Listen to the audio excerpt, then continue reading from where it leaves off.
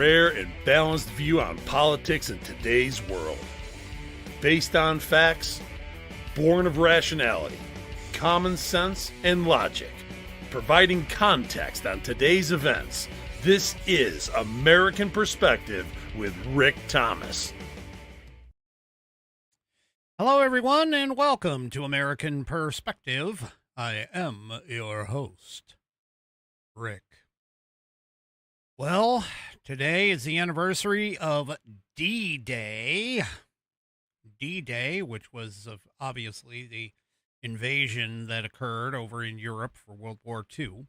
We're going to be talking about that on this day in American history, but also too, well, the counting still continues in California, and I've got some updates on that as well as some information, because apparently the federal government has decided, or at least the U.S. attorney down there in California has decided to take a look into what might be going on within the primaries. Now, keep in mind, these are primaries. They're not general elections. Okay. So the reality of it is that while this is just the primaries, they're still checking into the possibility of election fraud going on. And if we get to it, that's a big if, but if we get to it, I have a couple of things regarding the some new information, and a new graph has come out from that disputes the idea of the 1619 Project's claim that America was founded around slavery and that America was the main cause of slavery. Was like, oh yeah, I mean, America, we're the ones that, yeah, it was because of us. No, I've got some information on that. And, yeah, I'll leave it at that, because honestly, I'm not sure how far I'm going to get through some of this stuff. So anyway, oh yeah. Well, thank you, David. David just popped into, Facebook, and he goes, "Hey there, Rick. It's my favorite time of day. American Perspective." Yeah. Well, good to see you there, David. Appreciate you coming by. All right, let's go ahead and get things kicked off. Tonight, of course, is Judge Wild is up for the Pledge of Allegiance. He is over in the green room right now, getting himself all warmed up. He's got that wonderful, deep radio voice that I don't have. But anyway, let's go ahead and get things kicked off. So if you are of mine, please stand, remove your hat if you're wearing one, like me. Place your hand over your heart and follow along with Judge Wild as he recites the Pledge of Allegiance. I pledge allegiance to the flag of the United States of America and to the republic for which it stands, one nation, under God, indivisible, with liberty and justice for all. Oh yeah, hoorah.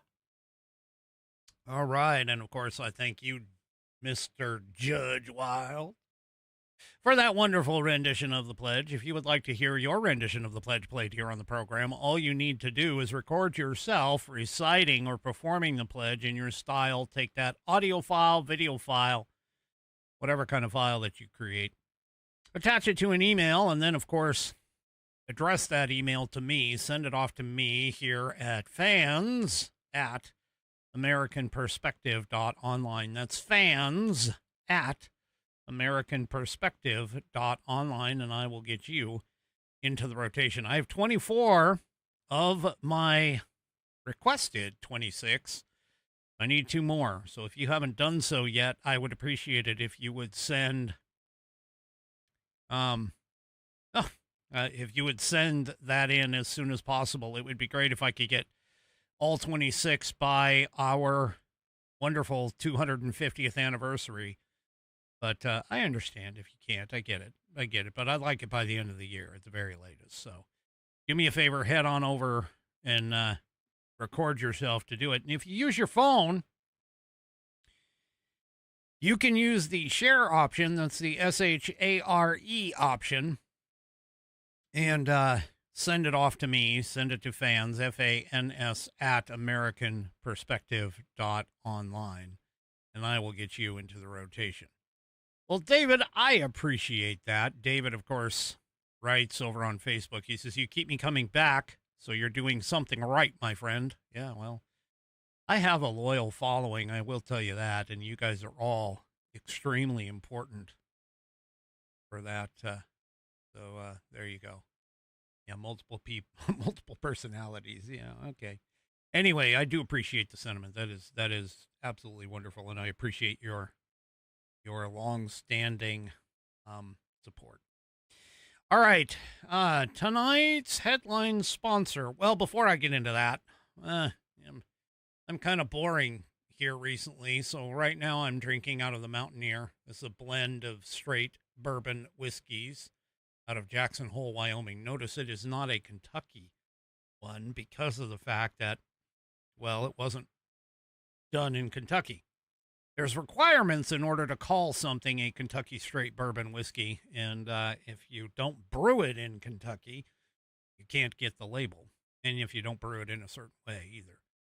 So anyway, and I am drinking out of, yes, the wonderful It Takes Stones to Drink with Whiskey, and there are the requisite stones right there in the bottom of the glass.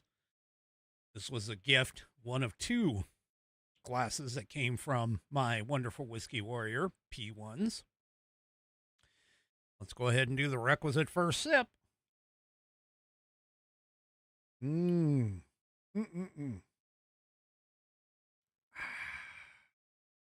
Yes. That's some pretty good whiskey. I won't say it's like in my top faves, but it's pretty good.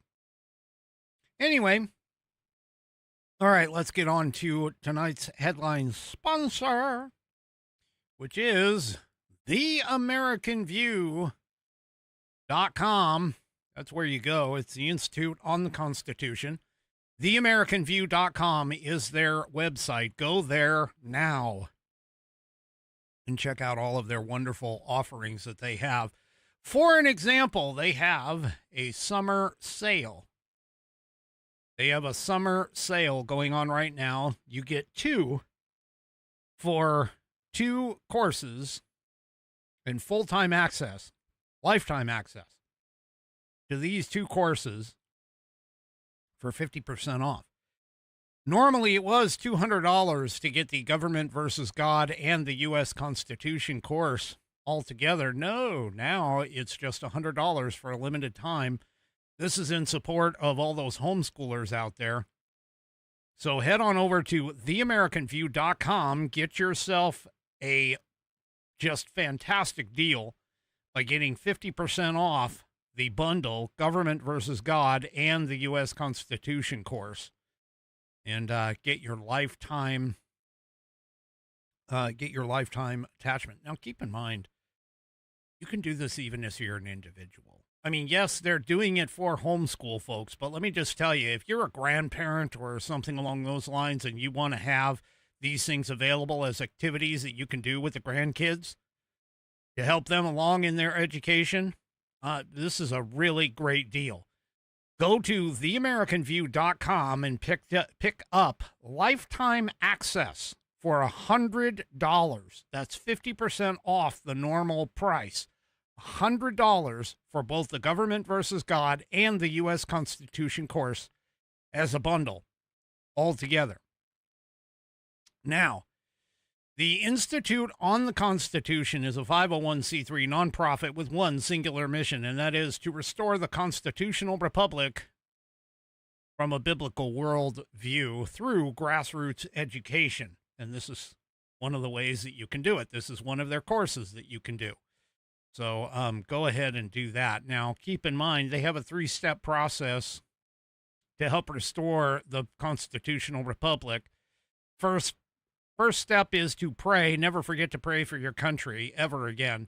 And if you go down here, you'll see on the left-hand side the folded hands or the hands together in prayer. If you click on that icon, you can sign up for a daily prayer to get sent to your email box, and you'll never have to worry about what to pray for ever again. The second is, of course, to study. Now, the U.S. Constitution course and the Government versus God, those are two courses that they have. And if you head over to the U.S. Constitution course page, you can learn from the founders of the Institute on the Constitution and learn from the founders themselves. Sign up right here on this page. Put in your first name, last name, your email address, and you'll get sent the 12 lessons for free directly to your email. And it's a nationally recognized 100% online course. 12 short lessons, 15 to 20 minutes long per lesson.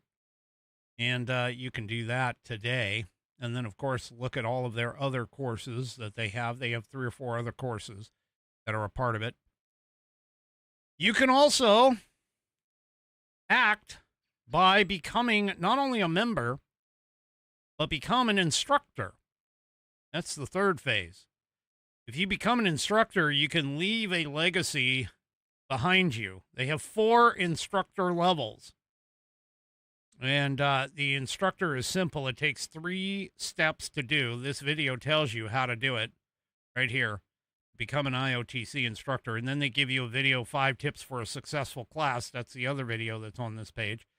And you can purchase the instructor kit, which has all kinds of information for you. And you can head on over to the shop to buy that. And if you go into the shop, you also have the ability to pick up other educational resources, self-evident apparel, as well as the instructor materials, the U.S. Constitution course, and my personal favorite, right here above my head, the Legacy Library. The Legacy Library is my favorite place to go because I like leather products. And one of their leather products is the Leather Constitution, the Saddleback leather-bound Constitution. Right here, the second one over from the left. This is fantastic. And hey, take a look. I even have it right here in my hot little hands. This is a fantastic product. My Whiskey Warrior 3 Chevy says each Saddleback rounded cornered book purchased will cause a liberal to have various and assorted gastrointestinal dysfunctions. Yep. This is a sexy rounded corner book. Got 1/8 of an inch of Saddleback leather wrapped around pages that are water and tear resistant. No cheap glue here, folks. This has got stitching all the way through the binding and the pages contained within. It's got a 100-year warranty against materials and manufacturing defects, such that if you have a problem with this product, you can send it back to the manufacturer and they will either fix it or replace it for free. It is buddy tested, buddy approved, Billy tasted, Billy approved, and my youngest Whiskey Warrior has confirmed that the information contained within will help you to achieve your civics badge in Scouts. It also will help you with your civics exam as well as your naturalization test. How about that? 3 tests all in one coming from the information that is in this book. It's pocket-sized, travel-friendly. Yep, grab it today. Head on over to theamericanview.com, theamericanview.com. Head to their shop, go to the Legacy Library, and grab the Leather Constitution book today. And, of course, I thank the Institute on the Constitution for sponsoring this program. All right, folks, let's get right into it. I got a lot to cover tonight, a lot to cover. Yeah, let's go ahead and get right to it. So tonight's first segment of the evening is a fan favorite known as On This Day in American History.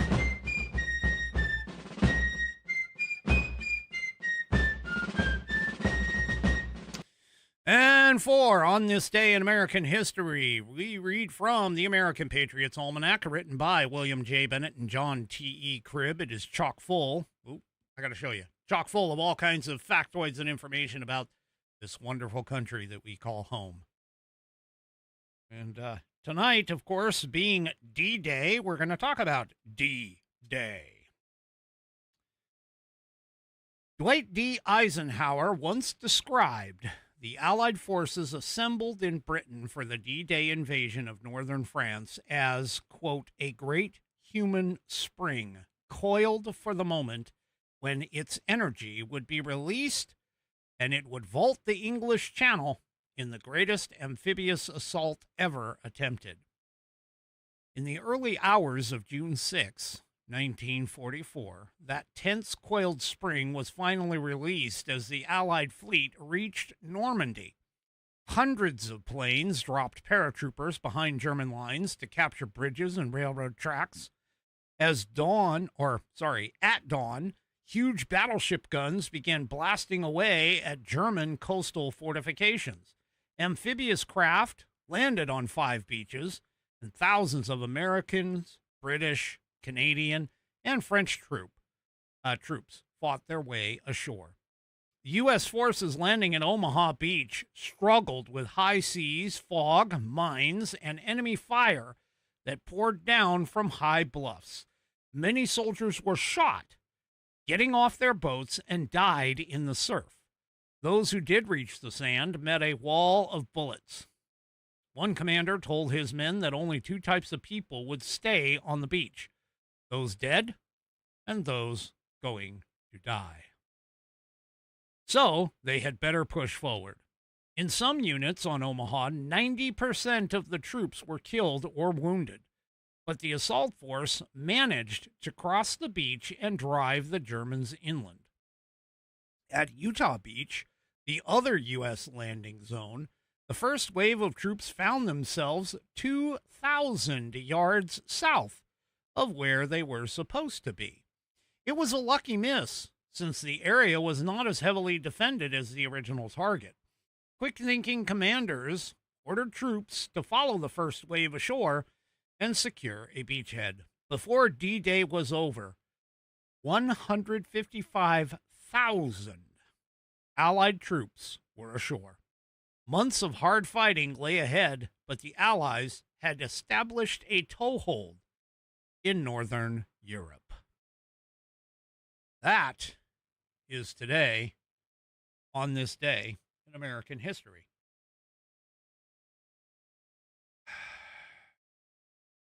Greatest generation is what they were called. So many of them, often many under the age of 18, to hop off a boat and get cut down, mowed down by the bullets from German machine guns that had been fortified on the shores of France. Wow. Anyway, just incredible. Just incredible. Well, Pete Hegseth was on hand over in Europe, and, well, the message that he gave in his speech was, well, kind of linking immigration and the D-Day landings in the remarks that he gave at Normandy. He was warning Europe faced what he called an invasion of dangerous ideologies that were arriving by sea. His remarks echo criticisms often made by the administration of Trump about Europe, a region that Washington argues is hampered by weak defenses, inability to tackle immigration, needless red tape, and censorship of far-right and nationalist voices to keep them from power. Pete said, quote, sadly, today, different European beaches are stormed by different dangerous ideologies. As beaches in Spain, Italy, Greece, and Bulgaria, boats and men arrive. He was speaking at the Normandy American Cemetery in Colleville-sur-Mer. He says, when will European capitals do something about that invasion, or is it too late? I pray not, and I believe not. Hegseth was speaking during commemorations for the 82nd anniversary of the Allied landings in Normandy, when the U.S. and Allied forces crossed the English Channel to launch the liberation of Western Europe from Nazi occupation. specifically France at that point. U.S. officials, including Trump and Vice President Vance, as recently as Friday, have often criticized European countries for failing to control immigration. So, by the way, a U.S. national security strategy document issued last year warned Europe faced a, quote, civilizational erasure and must course correct if it is to remain a reliable U.S. ally. That document has upended post-war assumptions about Europe's close relationship with us as its strongest ally and concentrated minds across European capitals on the urgent need to diversify away from reliance on U.S. technology and defense. But, yeah. Anyway, the point being, the warning is on today, on D-Day, is that Europe right now is facing an invasion, just like we are facing an invasion or have faced an invasion of illegal aliens here in this country.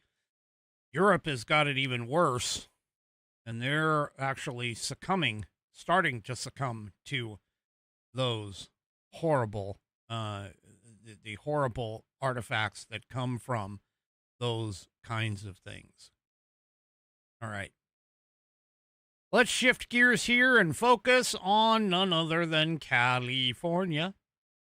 Yeah, they know how to hold up elections. Sorry, I'm trying to put it to music. Anyway, very old hip-hop song. Anyway, very poorly done, I admit. All right. Well, it looks like Javier Becerra. Is it Javier? I can't remember if it's Javier or not. What is his name? Yeah, it is Javier. Javier Becerra is going to be the top runner at this point for the governorship. Now, I'm finding it kind of hard to believe that they're really going to call this, but that's what they do, is they go ahead and they call. As of right now, Javier has just under, it looks like 27% of the total votes have come in for him. Now, according to, and I don't understand this, but take a look at this. They got 34 days left. They're basically saying that the election results are not going to be certified until July 10th. Yeah. Anyway. Now, these results are apparently reported as of June 5th, which would have been yesterday at 7-ish p.m. Pacific time. So, there you go. And Javier is running with about a little over 1,730,000 votes to him. Okay. Following, not really that far behind, at 1,700,000 give plus 704,000 is Steve Hilton. So Steve Hilton is picking up 26.4% of the vote right now. So it very well could come down to, and it's as long as this holds, keep in mind, even that's questionable, but as long as this percentage holds, you're going to be looking at likely Javier Becerra and Steve Hilton for the governor of California. Likely. Behind Steve is Tom Steyer, who is pulling at about 21% as of the last dump.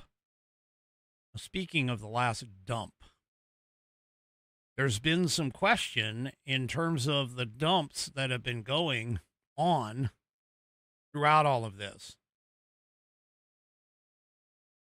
Yahoo News posted an article from the Los Angeles Times that is claiming that part of the problem that everybody seems to be having happens to be or be stemming from a mistake. Essentially, mistaken identity here. And one of the things that's running around, obviously, is the common practice of taking and counting a whole bunch of ballots and then putting the results of those ballots up and posting them. And, well, let's just say that the way that it happened here recently, they took a bunch of ballots that had been counted for the Democrats, and they posted those.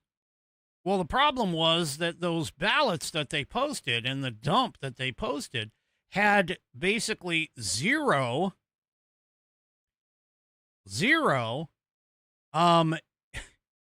ballots for the Republicans at that point, in particular, things like Spencer Pratt.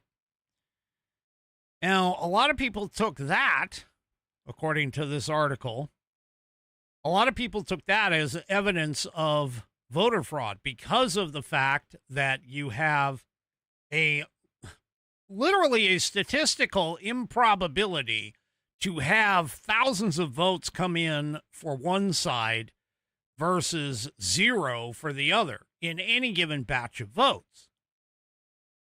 Now, the Los Angeles Times is actually claiming that that was a bit of a mix-up, because 1 minute after that dump hit, there was another dump that actually showed up as a reversal, meaning that Spencer Pratt, as an example, got a huge dump of votes, and there was zero for the socialist moron.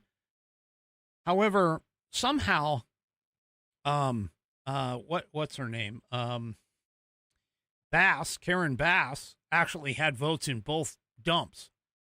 So I'm trying to figure out how I mean, again, this is really, really far-fetched reaching, in my opinion. Like, oh, well, you know, we had a dump of a couple of thousand votes for the Democrat current Mayor Bass and you know, the other socialist.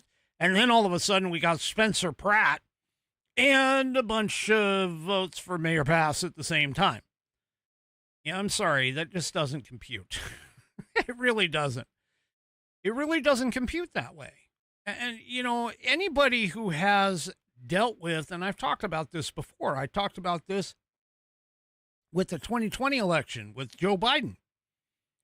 You know, how you're sitting here and you're saying, oh, yeah, well, you know, we had 100,000 votes come in, 100,000 in this pack, and out of that 100,000, only 10,000 went to Donald Trump, whereas all the rest, the other 90,000, well, they went to Joe Biden. Yeah, that's physically impossible when you have, in all other dumps, a 60-40 split. Like I said, it's you can't have that kind of a split and not get that going. Well, here's the thing, is that is the question.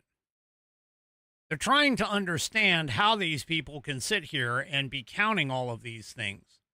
Now, one of the biggest problems, of course, is the fact that the leads that were put together, the initial leads that were put together by people, or by like Spencer Pratt, for an example. Pratt, at the time of this writing of this piece in Fox News, maintained a 6% lead on Rahman, according to a Thursday vote count. Now, obviously, this is over a day, but they're basically saying that, hey, these leads are shrinking.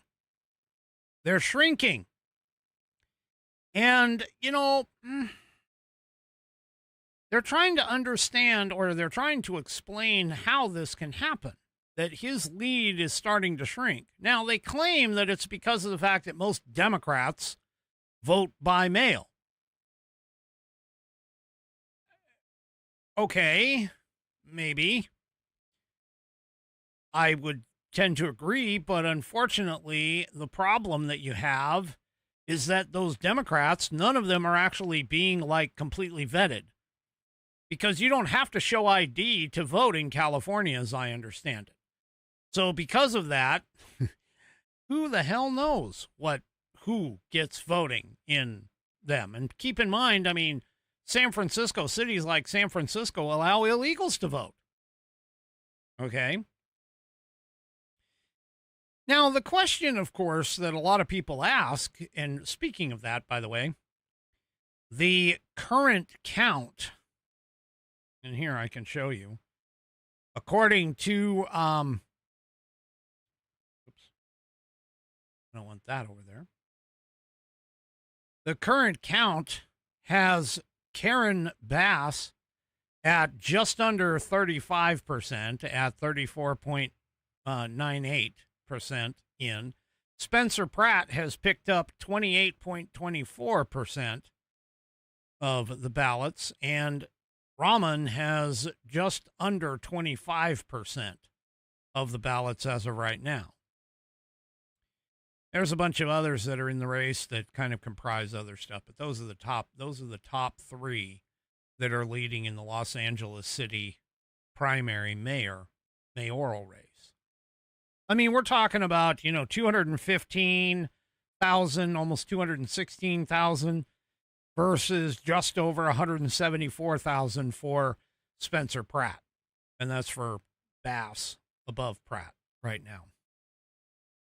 So as the votes come in, though, they're trying to claim that as those votes come in, the vote by mail votes come in, that it's basically those kinds of leads, especially for somebody like Spencer Pratt, may shrink and potentially even go away.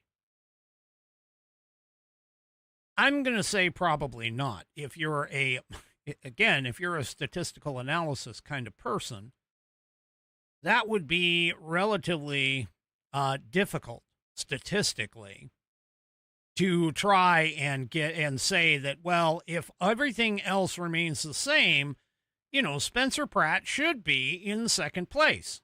To have Rahman just show up out of nowhere and all of a sudden become a winner is going to be, well, statistically improbable. I won't say impossible, but statistically improbable with this particular scenario. Well, as I said, the feds are looking into it. They actually have announced that they are going to be probing for election fraud in California for some serious structural vulnerabilities. As First Assistant U.S. Attorney Bill Assail stated that he is collaborating with the DOJ to conduct a comprehensive audit of California's voter rolls for this. And he made a statement on X where he said California's election system has serious structural vulnerabilities. Universal vote by mail with no voter ID requirements creates conditions where fraud can go undetected and unpunished, eroding public confidence. This is part of the reason why the SAVE Act is so important, which apparently our Senate can't get off their ass and actually get it done. He continued, and he says, without commenting on any specific investigation, my office has multiple election fraud investigations underway in coordination with FBI Los Angeles. We will follow the evidence wherever it leads and prosecute any violations of federal election law to the fullest extent. He also said, my office is working closely with Assistant Attorney General Dillon. He's pointing to Harmeet Dillon of the Civil Rights Office to conduct a comprehensive audit of California's voter rolls. He says the state has stonewalled every effort to verify that only eligible U.S. citizens are are registered to vote. He says, this case is now before the Ninth Circuit Court of Appeals. My office will not look the other way. We will investigate and prosecute. Every legal vote deserves to be counted. Every illegal vote cancels one legal vote out. And after he announced the investigations on X, Dillon responded, ask yourselves, why does California and many other states, pretty much all Democrat states, hide their voter rolls from the federal government at the same time they gladly hand them over to liberal activist groups? Good question. That is a dang good question. So, yeah. Now, on Friday, yesterday, Assail mentioned that there was evidence of election fraud in California, referring to a case back in May where a woman was exposed by James O'Keefe's OMG for paying homeless people on Skid Row to register to vote as well as sign petitions. So, yeah. Now, according to the New York Post on Wednesday evening, only an additional of 77,512, I think, ballots have been counted since election night in Los Angeles County alone, and there were around 713,180 ballots that had not yet been counted by the system. And that's another thing that keeps showing up there, which is the number of ballots to be counted seems to change every single time with the number of ballots that are left, because that number seems to change.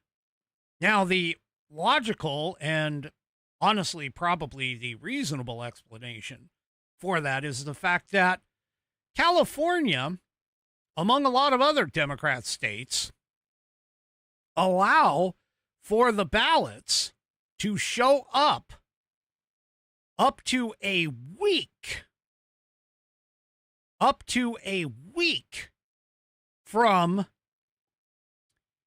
the time that they were postmarked. So, yeah. They essentially, as long as it's postmarked election day, they will, by their law, accept the ballots up to a week afterward. Now, this is a bit of a problem. And this is one of the challenges that, of course, everybody has with the entire idea of vote by mail. Because vote by mail essentially makes it to where you essentially can put your ballot in the post office, or in your mailbox, and have it postmarked by election day. But then you have it take up to 5 days to get to wherever the elections office is in order to get counted. Yeah. And there's another problem that California has. And this actually is probably even more of a problem than what California would care to admit. And that is essentially that, well, they don't have the number of people to count these as what they should. So, for an example, the New York Post apparently went and visited a Los Angeles election nerve center, and they claim that they visited the county's 144,000 square foot ballot processing facility on Thursday. And what they found there was dozens, not just a few, but dozens of empty workstations. The Post says, quote, the scene at the warehouse appeared at odds with the mounting pressure to process hundreds of thousands of remaining ballots. County officials announced Wednesday night that just 77,521 additional ballots had been processed since June 2nd, election night, but that there was an estimated 180,000 ballots that were still outstanding. Yet, during the Post's visit to the facility, large sections of the facility appeared lightly staffed. Rows of workstations sat empty. Multiple sections of chairs were unoccupied. He said in one area where ballots cannot be automatically read by scanners are reviewed by election workers. There were roughly 25 bins of ballots appearing to be ready for processing while there was nobody there. No employees were seated at nearby desks. In another section where workers open envelopes and prepare ballots for counting, the Post observed about 75 employees working, despite the area being capable of accommodating more than twice that number. Now, here's the thing. Los Angeles County, by itself, spends nearly $336 million annually on the registrar-recorder/county clerk's office. So part of the problem that they have is apparently whatever their system is, they don't have the people to work it. Nobody is there to want to work. So, yeah. Anyway, keep in mind, though, that California, well, most of the outrage about these kinds of situations comes from the comes from the conservative side of the house, because, of course, we are trying to prevent things like voter fraud happening and those kinds of things. California is actually drawing the ire from both sides of the aisle. So, now I seem to recall a certain state back in 2000 that had a bit of a problem. That problem held up the presidential election for that year and was known as the hanging Chad problem. Well, the state decided to take responsibility for that, and they cleaned up how they count their elections. Now, that particular state, and you're already ahead of me, Bonnie, that particular state cleaned up its vote counting process. And within a matter of hours, maximum I think that they have taken to count and achieve accurate counting has been around 12 hours for the entire state of roughly 23 million people. Now, California only has about 11 million more people than Florida does. But California needs an entire month to count them? Yeah. Yeah, this is a bit of a problem. So, yeah. Nate Silver on X kind of pointed this out, and he goes, the fact that California elections often can't be resolved for weeks is kind of insane and not common in other electoral systems around the world. He goes, like, honestly, it's going to take us several weeks to tell you who won the election, is a failed state and should be more stigmatized. He goes, the fact that it is tolerated is a bad, as well as a textbook example of learned helplessness. Yeah. Yeah. Now, according to state officials, by the way, they basically say, well, you know, the blame in all of this lies in California's love affair with endless mail-in voting and an unnecessarily extended ballot verification process. Oh, wait a minute.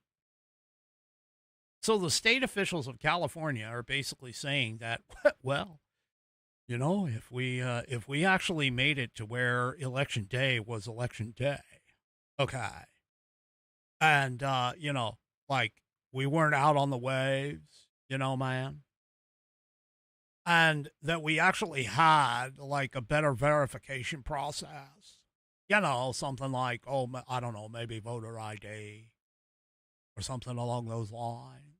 Yeah. See, because then we could go and hit the brakes, man. We wouldn't be here counting all these ballots that came in late. I'm sorry, that was a poor attempt at a surfer guy in California. But anyway, you get my point. Gee, what do you think might happen here? Oh, well, hey, let's just make it to where we can't accept ballots for, 15 days after the election. I know it's only a week. I'm being facetious here.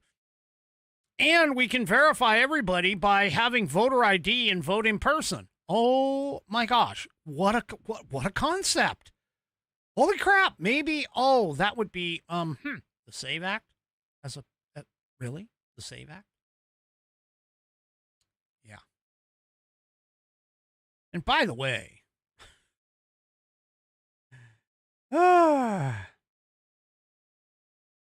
critics are arguing because California is like, well,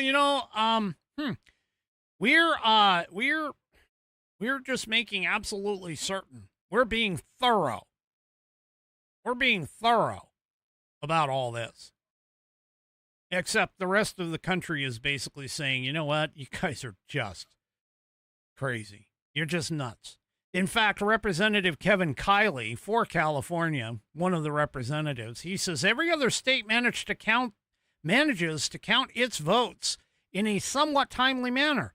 California's inability to competently handle the basic administration of democracy is embarrassing. It's also indicative of why our state has so many other problems. Yeah. So, yeah. Anyway, like I said, Florida, if any state really deserves like a pat on the back with this, it's definitely Florida. Florida deserves a pat on the back for taking days to be able to deliver reliable count results in hours. In hours. And by the way, people have noted that California's system of processing elections has actually grown slower with each election cycle. So, yeah. Anyway. So there you go. Well, I want to point out a historical aspect to this idea of election day versus election week. Now, I talked about this on the program, I don't know, a few months ago, but I want to bring it back up. And in particular, what I'm talking about is the Presidential Election Day Act of 1845. With regards to, and this was what spurred it, was the election of 1840. Now, for those of you that may not know history, let me just give you a quick synopsis. The Presidential Election Day Act of 1845 is the act that created the second Tuesday in November, or the Tuesday after the first Monday in November. I correct myself. So it's the Tuesday after the first Monday in November that Election Day actually happens. And it was that Presidential Election Day Act of 1845 that created our election day. Now, for those of you that don't recall, the Constitution pretty much left, for the most part, the administration of the country's elections up to the states and the legislatures, the states' legislatures. However, the founders also provided the opportunity for Congress to be able to step in and create their own rules and regulations to essentially overturn anything in the states that the states were doing and create regulations with regards to our elections.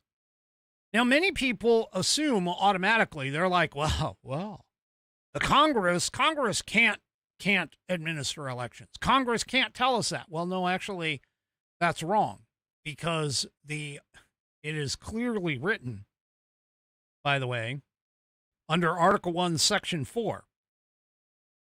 It is clearly written that says the times, places, and manner of holding elections for senators and representatives shall be prescribed in each state by the legislature thereof. But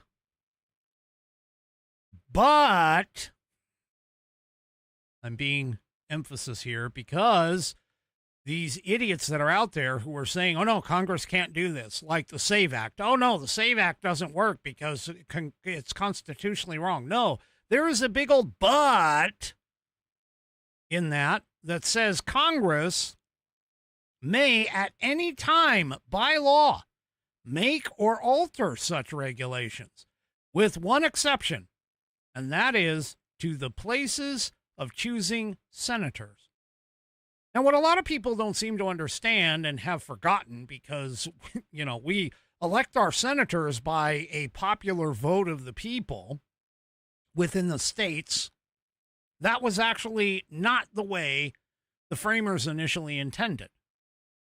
See, the Senate, known as the upper house of Congress, the Senate was actually originally to be the representative of the states in the federal government, meaning that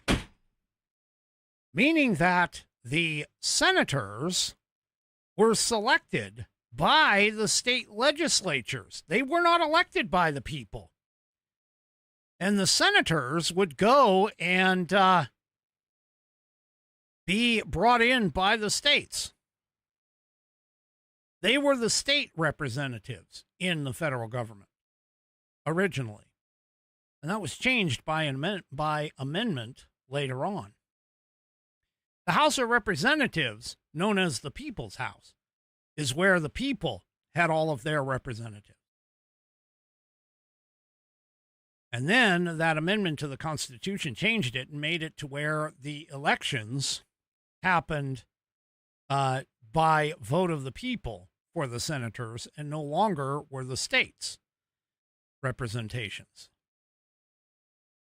Now, all of that being said, the Presidential Election Act, President Election Day Act of 1845 came into play because of the elections that occurred in 1840 and 1844.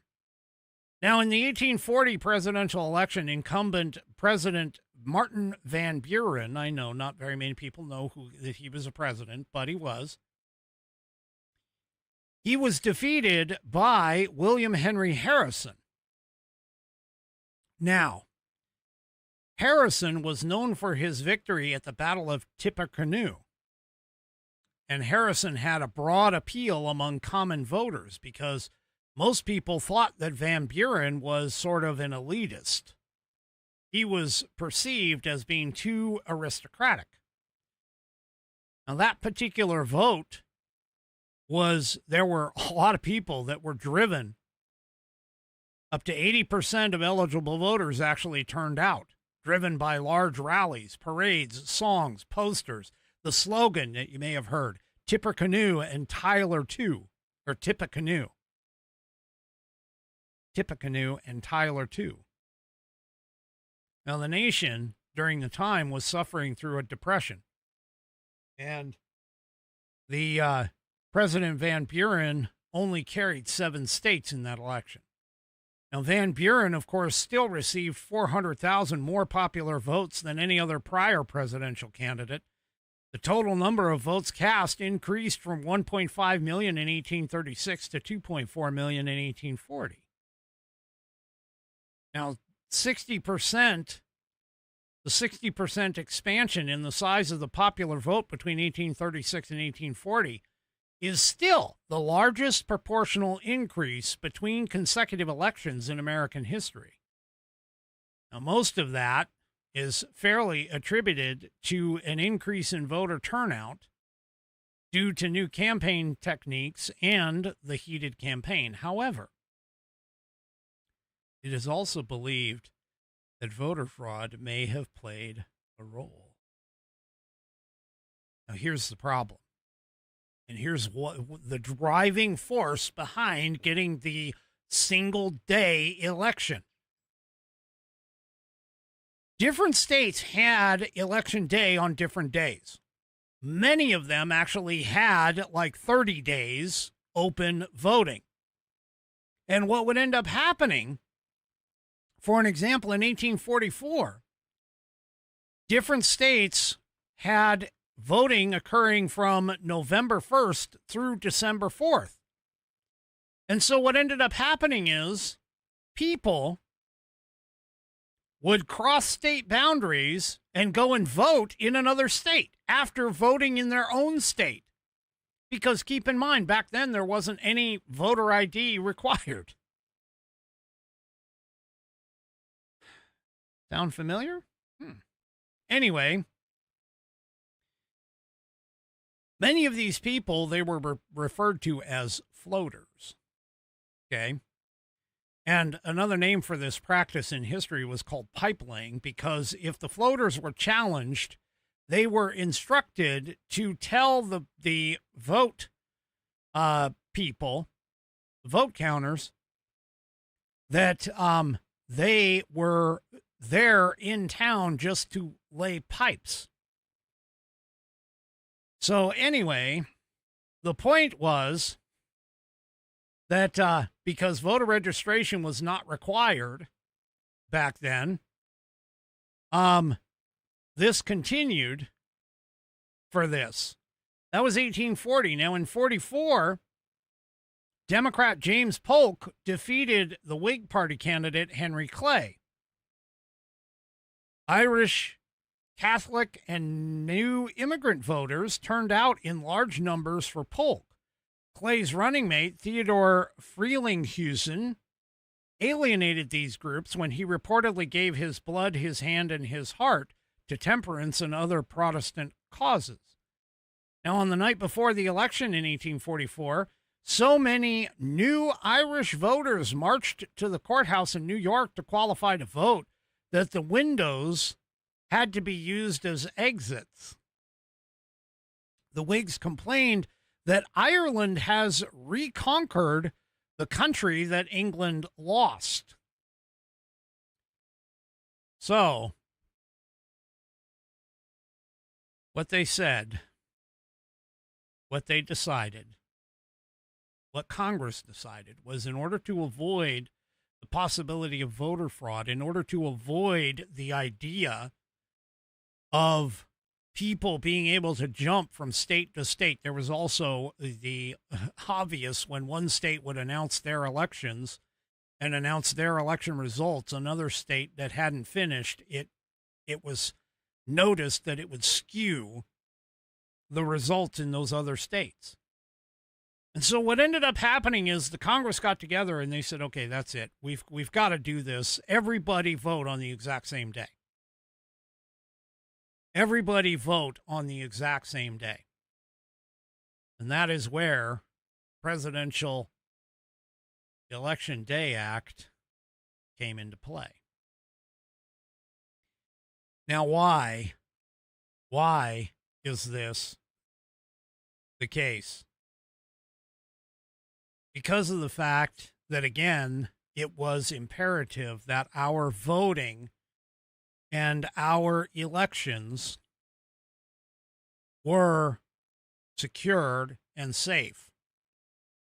Now, people can argue all they want about the idea that Congress can't get involved. This is just the first example. You also have the National Voter Registration Act, known as the Motor Voter Act in 1994, that happened.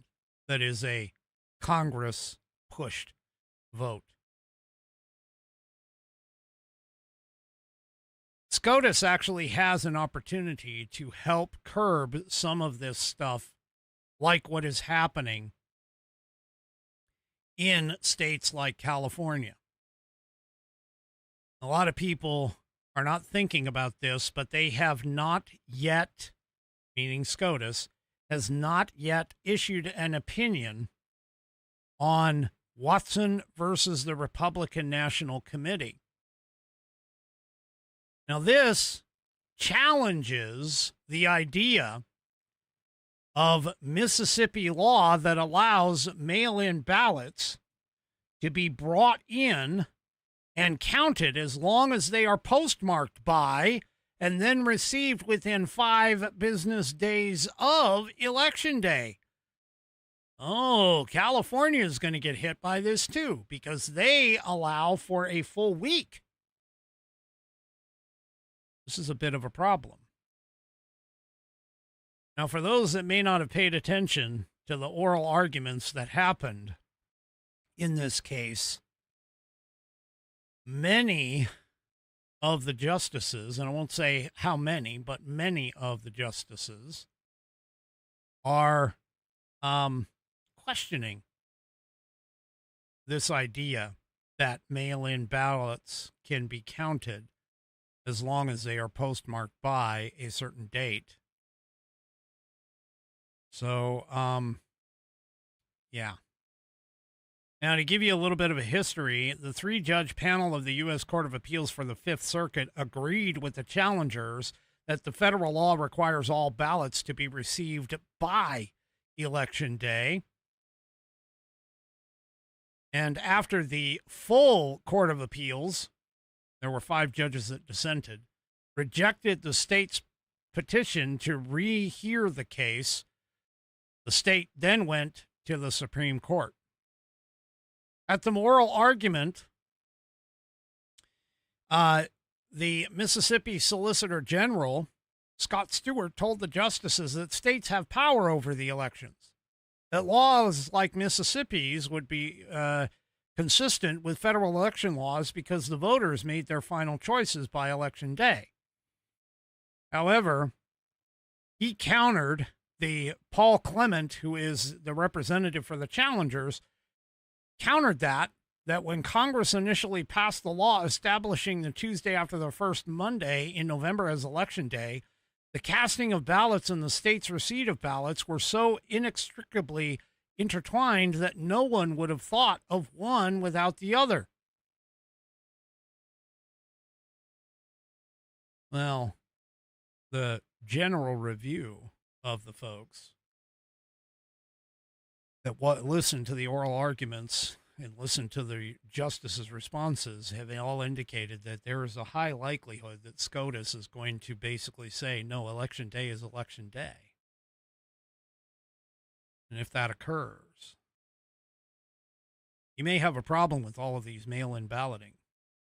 So, anyway, several of the justices, according to this SCOTUS blog post, several of the justices focused on the history of the election practices and what it might mean for Congress's understanding of Election Day when it enacted the laws at the center of this case. Now, keep in mind, the reason why they did it is because of the fact that elections were occurring in different states at different times and were causing openings to allow people to actually stuff the ballot boxes, etc., etc. Not very unlike what a lot of people are thinking with mail-in balloting. So if SCOTUS decides to side with the challengers and say, no, Election Day is Election Day, stuff like what happens in California or Mississippi or any of these other states that extend their election days a lot longer, Washington State, for an example, there could be some challenges here. So we'll see. We'll have to see By the way, this hasn't come out yet. It is expected sometime either this month or potentially early July before they go to their summer break.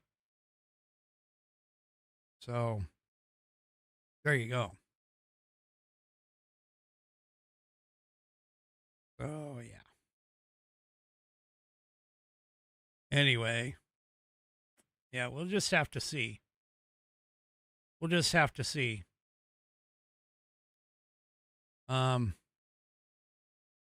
There was a lot of dissent by at least 6 of the justices, I would say, about the whole thing. So anyway. All right. Let's see. Do I have? I do not. All right. Let's take just a real quick second. Let me get a drink here.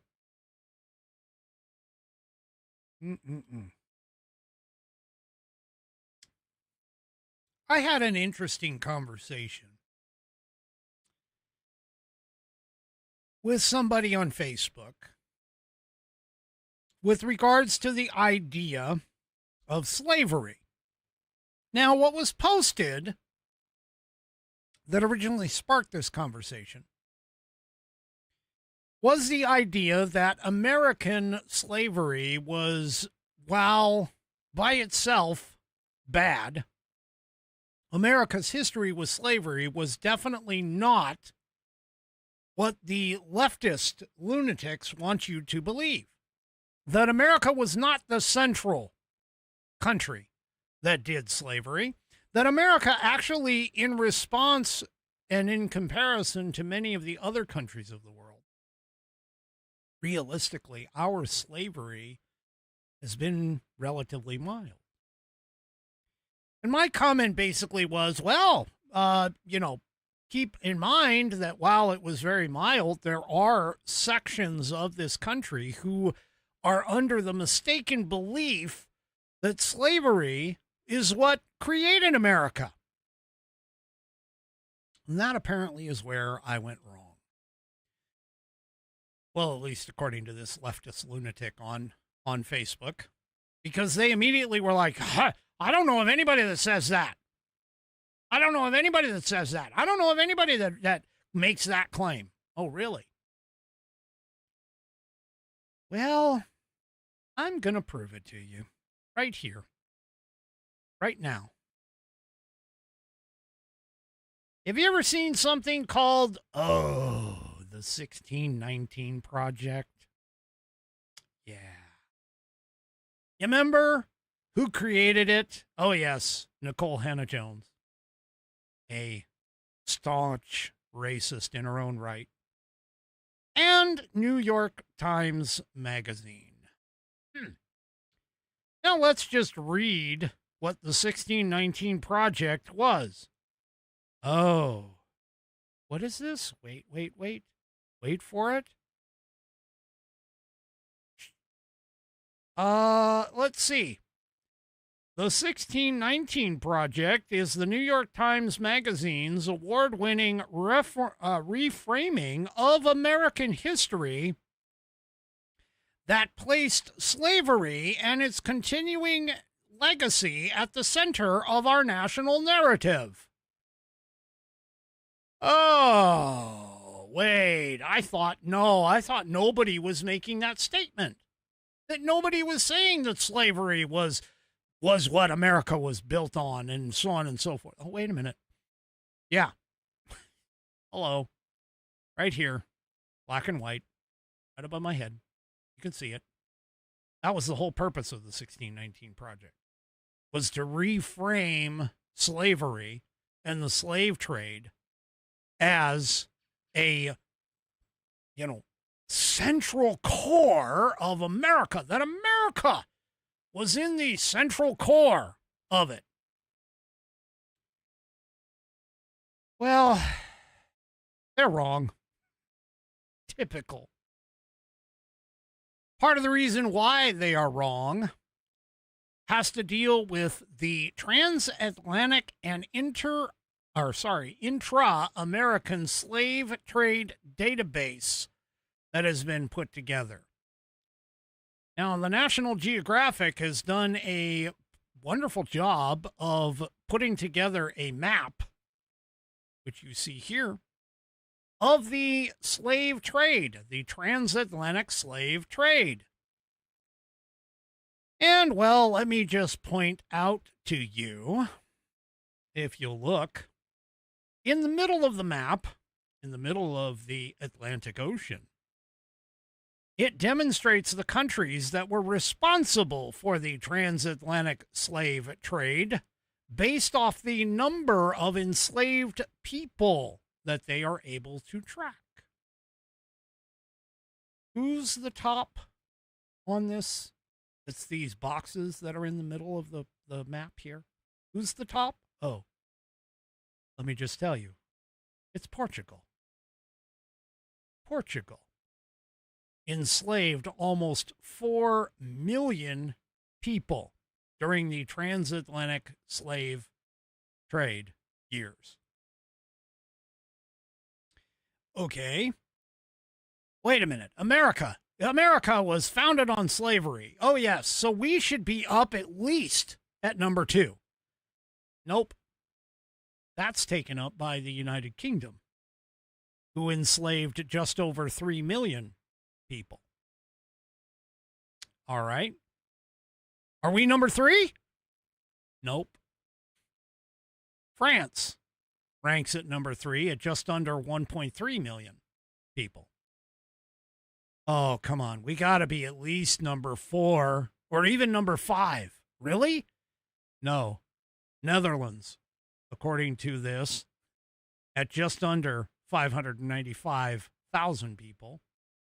And Spain at just under 567 people.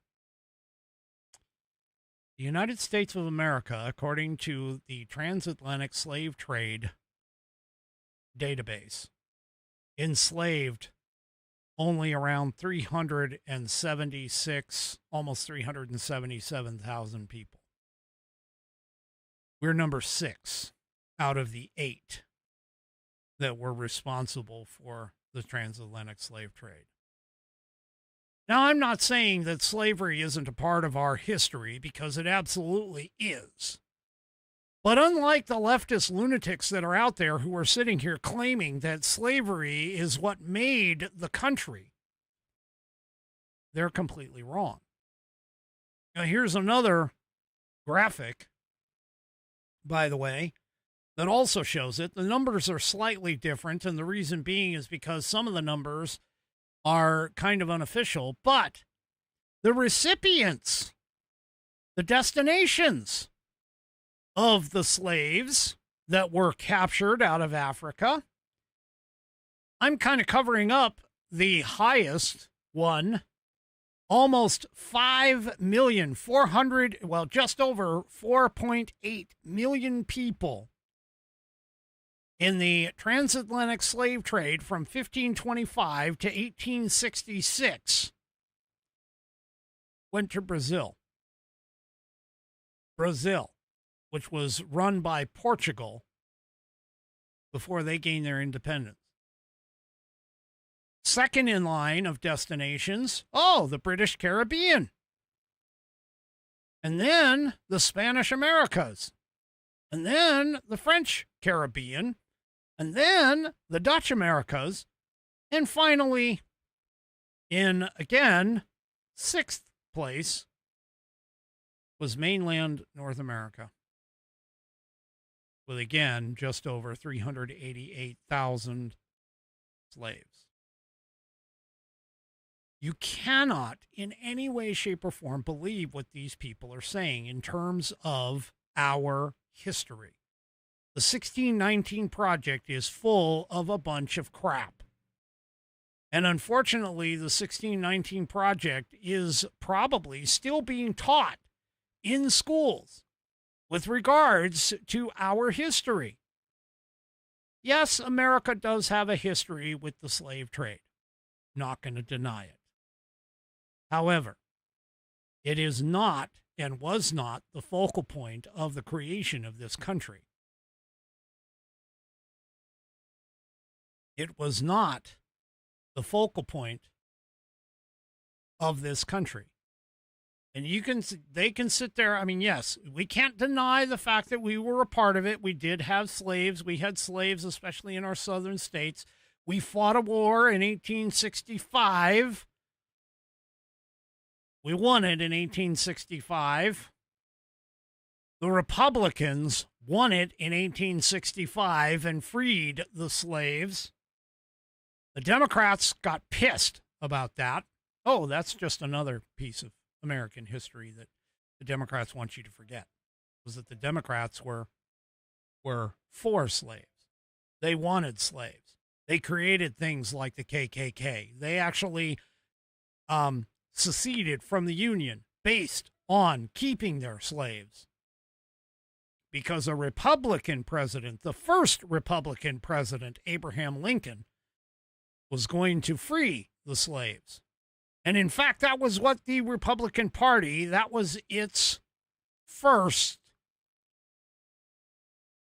directive. And that was why it was formed. The Republican Party was formed in order to defeat slavery and free the slaves. But the Democrats don't want you to know that. They don't want you to know that at all. Now, unfortunately, our young people are getting indoctrinated into a system that doesn't tell you these kinds of things. This is part of the reason why this show exists, because I want to correct the record. I want the record to be told the truth. And I'm certainly not going to deny the slavery occurred in America, but it was not our defining factor. It was not our definition of it. Speaking of definitions, I want to talk for a minute about the idea of freedom. There's this great piece in LifeZet that talks about freedom. And the writer, Anelm, that's how I'm going to pronounce it, Anelm Verita, Anelim, last name Verita, wrote a fantastic piece with regards to the definition of freedom. When young Americans, she writes, I think it's a she, the writer writes, when young Americans describe liberty as the right to live without judgment, they aren't wrong to want that. However, they are wrong to call it freedom. It said they went out and did like a man on the street interview. And basically the writer says, when we talk about freedom in America, we tend to assume the word holds a universal meaning, that it is self-evident, inherited, obvious. Ask any crowd of people and they'll nod enthusiastically at freedom. But after conducting a series of street interviews with college students, one thing became impossible to ignore. While the word freedom is still embraced, its original meaning is actually gone. So here's what they said. When asked about freedom and to define freedom, nearly every respondent that they asked, and again, keep in mind, these are college students. Almost every single respondent gave a version of the same answer, which is essentially, freedom to me means that I can go out and just be me and not have to live up to stereotypes. That's not exactly what freedom is. While that is an angle of freedom, that's not actually freedom and liberty. What that is comfort, according to this writer. So he continues and says, well, the original term, or the origin of the term freedom, can be traced to a multitude of historical sources, many find its American anchor in our Bill of Rights, which was ratified in 1791.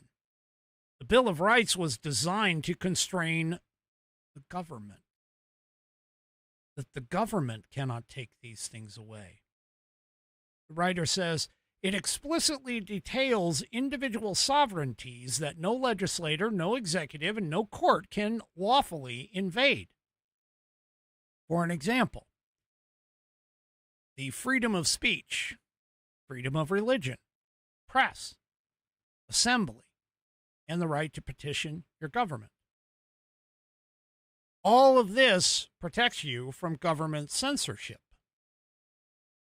The Fourth Amendment protects you from unreasonable searches and seizures.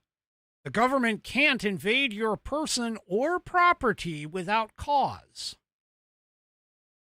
The Fifth Amendment covers the right to life, liberty, and property, and the state cannot deprive you of these without due process of law. And then, of course, my favorite, the 10th, which states that the powers not delegated to the federal government remain strictly with the states and the citizens. And keep in mind, that was just a quick glossing over of the amendments. We also have amendments like the third, which prevents the government from quartering soldiers in your home without your permission. See, these protections that are part of the Bill of Rights, and this is where I keep telling people, hey, the Bill of Rights, you need to understand the Constitution itself defines what government is. The Bill of Rights defines what the government cannot do. The rest of the amendments define other parts of the government and how government works. But the only ones that define what the government cannot do to a person are those first 10. So, yeah. Those protections that are in the Bill of Rights, the Right of Rights, describes what the government cannot do to you. They say absolutely nothing about what your neighbors, your colleagues, or strangers on the internet must think about your choices. Those first 10 amendments are to constrain government.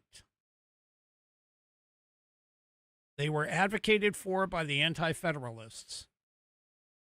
James Madison, the author of the Constitution, finally relented and wrote the Bill of Rights at the urging of the Anti-Federalists. That's how it came about. And it is the one and only time that multiple amendments have been passed all at once. There were 12. They cut them down to 10, presented it to the states, and the states all ratified to the first 10 amendments in 1791. So, yeah.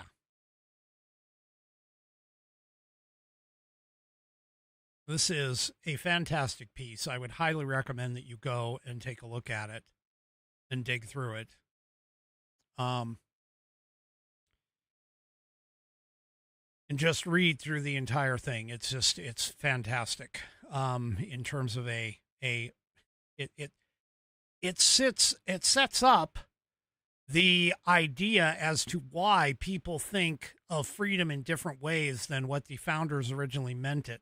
It sets up why civics education in America is on the decline, that people don't even understand what is written in the Constitution and the way that our government is supposed to work. The Constitution itself is taught less. The history of why these protections exist, and like I've told you on this program, the first 10 amendments were generally taken from all of the usurpations of the rights of the colonists during the Revolutionary War. just about every single one of them come from what the British Army did to the colonists over here prior to and during the Revolutionary War. You need to understand all of that in order to understand the framers and what they were attempting to create. All right. I'm going to shift to another topic, in the last final minutes of tonight. Apparently, the Chicago Bears, and I know I don't cover sports that often, but here, this one is directly because of Democrat policies. Apparently, the Chicago Bears have had enough with Chicago. They have, their board of directors or whatever, have decided that they are going to move to Indiana. They are done, apparently, with, the Bears. Which, by the way, I don't know if anybody's seen this. My wife she hates this whenever. Has anybody ever, heard the Febreze commercial? Okay, I'm off track. Here. Has anybody ever heard the Febreze commercial? You know where it comes on and they go, Febreze. I always follow that up with, da Bears. Anyway. Yeah, it's okay. I'm weird. I get it. Anyway. The Chicago Bears chairman, George McCoskey, and CEO Kevin Warren issued a joint statement yesterday morning that read in part, "We believe a world-class stadium project in Hammond will transform the region, and connecting Northwest Indiana to the south side of Chicago through the loop and across neighborhoods and suburbs stretching north of the city, it will bring Chicagoland together and deliver new opportunities to its residents and its businesses. However, the reason why they are doing it has everything to do with taxes." Yes, the Bears organization is tired of paying taxes. They are leaving Illinois to go to Indiana after 106 years in Chicago because of high taxes. Yeah. So there you go. The Bears, by the way, has committed $2 billion to fund the project for the new stadium. And the new stadium is going to be backed by taxes on admissions, hotels, restaurants, as well as tolls, according to the Chicago Star Tribune. So Illinois Governor J.B. Pritzker's office said in a statement that the Bears have spent the last 6 years, and especially the last few months, shifting their position on a stadium location. And Friday, according to him, appears to be another instance of that. Mayor Johnston actually, Mayor Johnson